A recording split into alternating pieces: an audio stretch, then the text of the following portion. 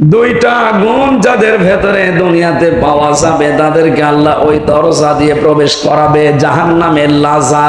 এই দরজার নাম তাদউ মান আদবার ওয়া তাওয়াল্লা ওয়া জামা ফাআওয়া।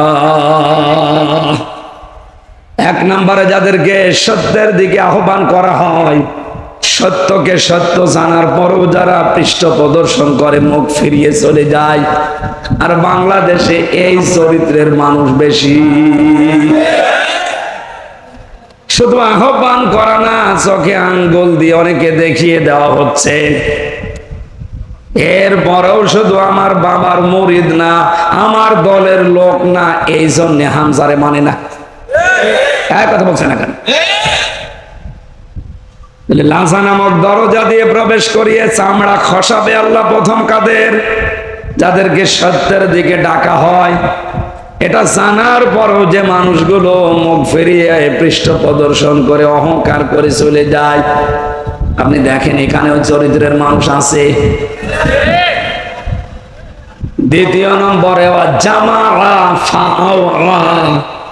যারা জমা করে মাল সম্পদ, আর এগুলো কি করে সংরক্ষণ করা যায় সে লাইন খোঁজে।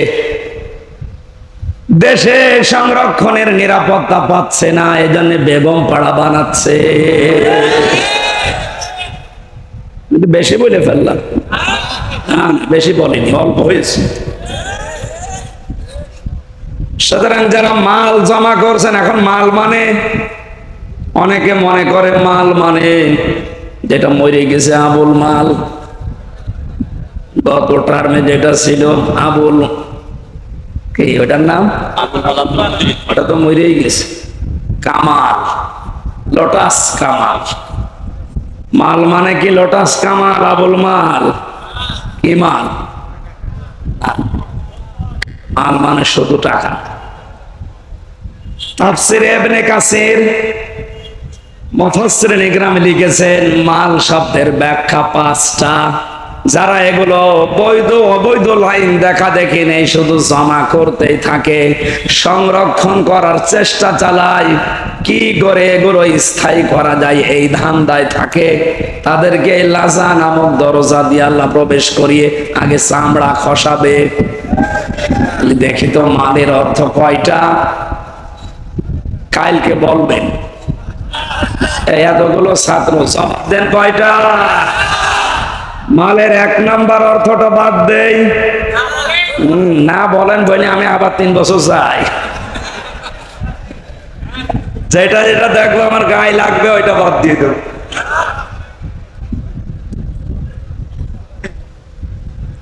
মালের প্রথম অর্থই হচ্ছে চেয়ার। এই চেয়ার না, ক্ষমতার চেয়ার। এই চেয়ারের তো কোনো ক্ষমতা নেই।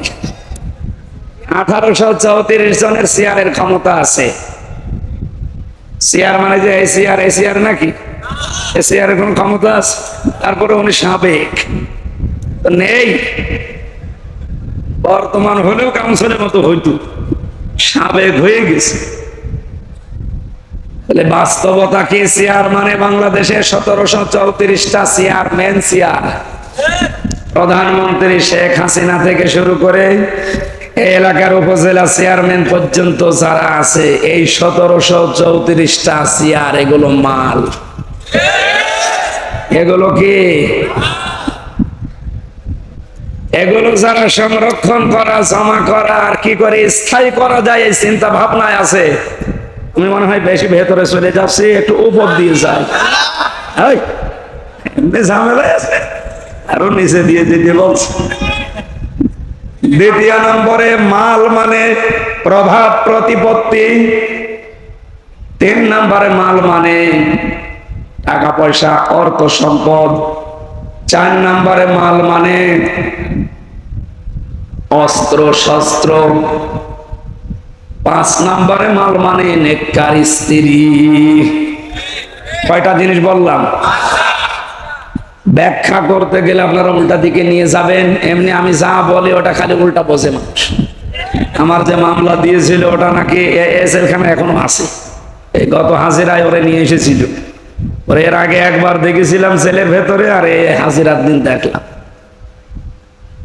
আমি মনে করলাম জিজ্ঞাসা করে যে তুমি জেলখানার ভেতরে তো এমনি না, কোথায় এসে সিরাজগঞ্জ থেকে এটা ভাঙা কাঁচি নিয়ে এসেছে সংসদ ভাঙি। সংসদ কাঁচি দিয়ে ভাঙা যায়?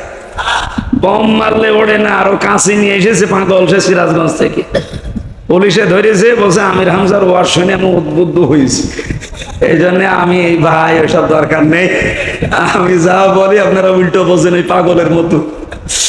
আমি শুধু তা মানে একেবারে কারো শরীরে যেন না লাগে এরকম তাফসীর করে যাচ্ছি। তাহলে জমা করবে যারা, এই মালের যে পাঁচটা অর্থ বললাম এগুলো যারা জমা করে, আর এগুলো কি করে সংরক্ষণ করা যায়, স্থায়ী করা যায়, এই চিন্তা ভাবনায় নিয়োজিত থাকে, এদেরকে আল্লাহ এমন ঘরে প্রবেশ করাবে যেখানে ঢুকলে আগে চামড়া খসে যাবে।